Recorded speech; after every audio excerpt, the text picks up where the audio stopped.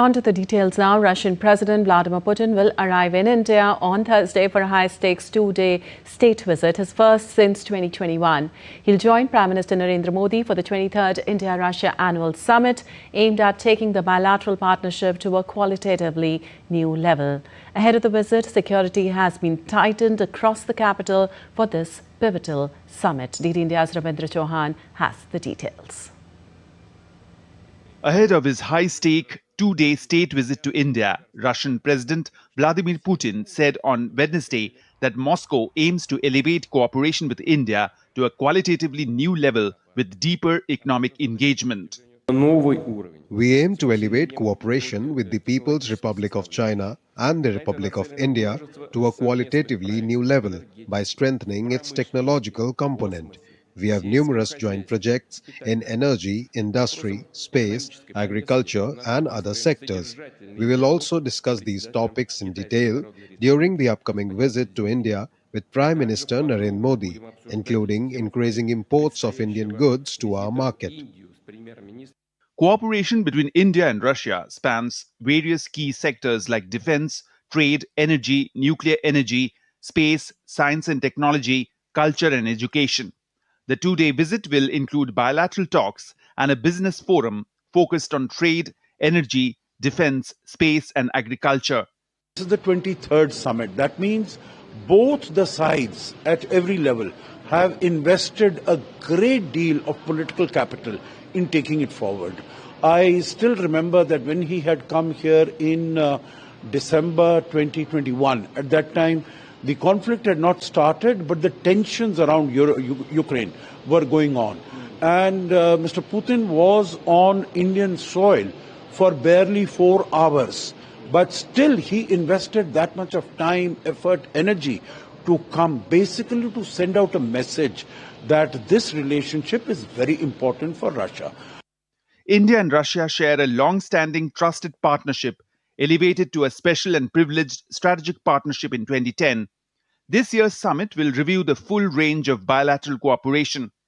Defense ties remain an important area in the bilateral relations, with joint R&D and cooperation under Make in India.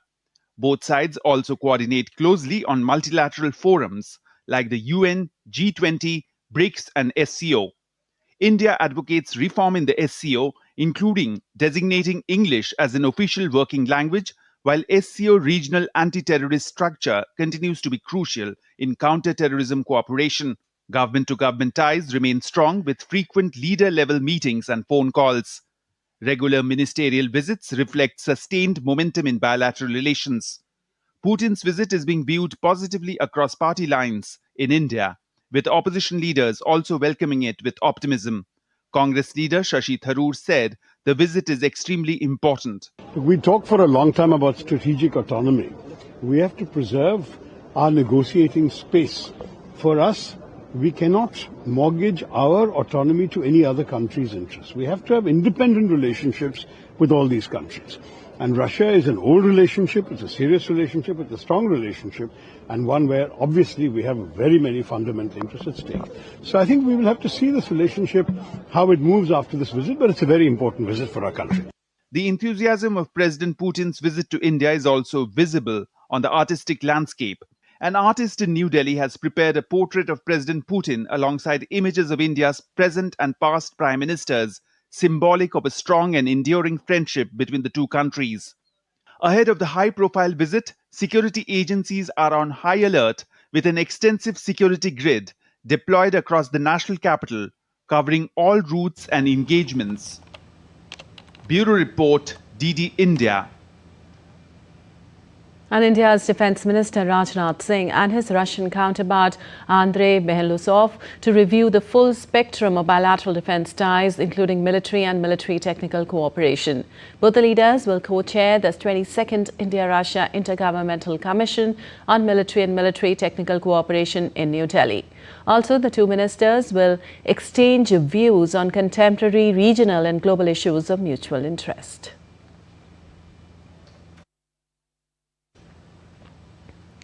A two-day India-Russia Business Forum is slated to kick off in the national capital on December 4th and 5th, coinciding with Russian President Vladimir Putin's visit to India. On day one of the forum, India's Commerce and Industry Minister Piyush Goyal, along with Deputy Chief of the Staff of the Presidential Executive Office of the Russian Federation, Maxim Oreshkin, will participate in the forum.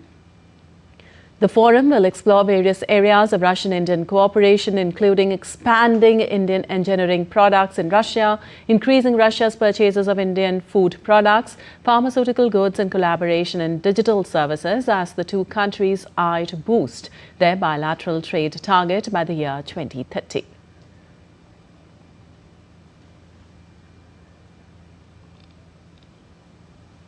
And for more on this, we have Amrit Pal Singh joining us. Well, Amrit, can you walk us through what's planned over these 2 days, the summit, the business forum, the Defence Commission meetings, and which engagements are being watched most closely? Well, Nepali President Putin arrives in Delhi, lands in Delhi this evening.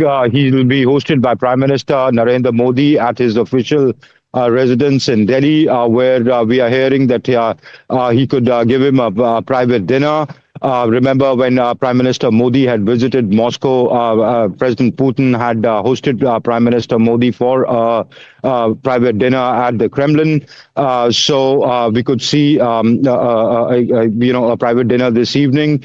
The official engagements kick off tomorrow morning, where it begins with a ceremonial reception at the Rashtrapati Bhavan, a visit to the Rajghat, to pay respects to Mahatma Gandhi, and then there are talks, delegation level talks headed by both principals at the Hyderabad House in Delhi. In the evening, President Draupadi Murmu will be hosting a banquet for President Putin. As you said, there is a business forum they'll be participating in. President Putin is accompanied by a posse of ministers, his defense minister, his agriculture minister, his transport minister, his economic development minister, the head of the Central Bank of Russia. They are traveling. About 7 cabinet ministers from President Putin's cabinet are traveling with him, apart from the central bank governor. So there'll be various meetings held. One at the president and prime minister level, but also at the ministerial levels. So this is what it's going to be a packed 2 days of the Russian president and his entourage visit to India. All right. Also, Amrit, what are the key outcomes expected from this visit, especially in the bilateral talks in defense production, energy ties, trade expansion, and the push to take cooperation to a qualitatively new level? In fact, what are the primary issues on the table, and where do both sides see the most room for convergence or new agreements? Okay, a number of agreements are expected to be signed after the talks between the two principals at the Hyderabad House. There could be business-to-business agreements as well. A joint statement would be issued after the annual bilateral meeting between the two sides. The areas that you touched upon are the areas which will be broadly covered: defense, trade, connectivity, people-to-people contact, cultural contacts, correcting the trade imbalance, taking the target of bilateral trade to about $100 billion by 2030. The two sides could look at, increasing cooperation in the sectors of agriculture, in civil nuclear energy, joint production of defense systems. There could possibly be talks on more acquisitions, also streamlining the previous acquisitions, reviewing them. So all that will be on the table. If we talk about specifics, the lighter version of the BrahMos, the BrahMos NG could come up for discussion. Russia could offer modular reactors to India for civil nuclear energy. India, from an Indian point of view, India would push to correct the trade imbalance, which is huge, though the trade stands at about $68.7 billion.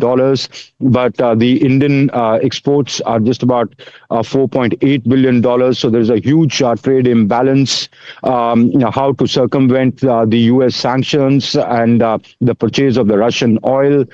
So energy security will be also under review. the two sides could look at the Indians as I said, they could be looking at pushing for more access to Russian markets, engineering goods, machinery, food, agriculture products, pharmaceuticals, textiles, etc. So the Russians, from their point of view, would want more cooperation in terms of defense purchases, even oil purchases. So that all that would be on the table. Lipakshi? All right, Amrit. So a lot expected. But if we talk about the larger perspective, Amrit, what does Putin's visit, his first since 2021, signal to the larger world about India-Russia relations at a time of shifting global alignments and geopolitical tensions?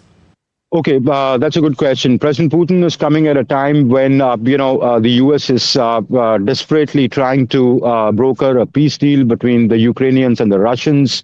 Steve Witkoff and President Trump's son-in-law just met with President Putin in Moscow, though the Kremlin said they were constructive talks, but there were no concrete outcomes. When Russia is facing a cold shoulder from the West, or even the West's ire in terms of sanctions, President Putin traveling to India signifies that he's not, from a Russian point of view, that he's not isolated, even if the West doesn't want to touch him with a barge pole. His relations with China, his relations with countries like India, other countries of the global South. So he's signaling that I'm not isolated. I have the rest of the world to talk to, and I can do trade with them. From an Indian point of view, India has never shut the door or anyone.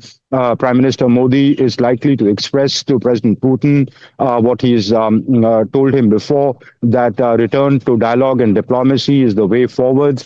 Also, when India is reeling under the U.S. sanctions, it also sends a signal to the United States and the West in general that India retains its strategic autonomy here and will engage with other parts of the world, even as the Americans want to arm twist the Indians and other parts of the world into submission by imposing tariffs. That clearly is not working. So India retains its strategic autonomy and will engage with the world on an even footing. So I think that's the messaging that's going. But as I said, Indians would want to tell President Putin that the war is in nobody's interest. And the resolution of conflicts can only be done on the table through dialogue and diplomacy. Lipakshi? Turn to dialogue and diplomacy is the way forward. Thank you so much, Amrit, for all those details.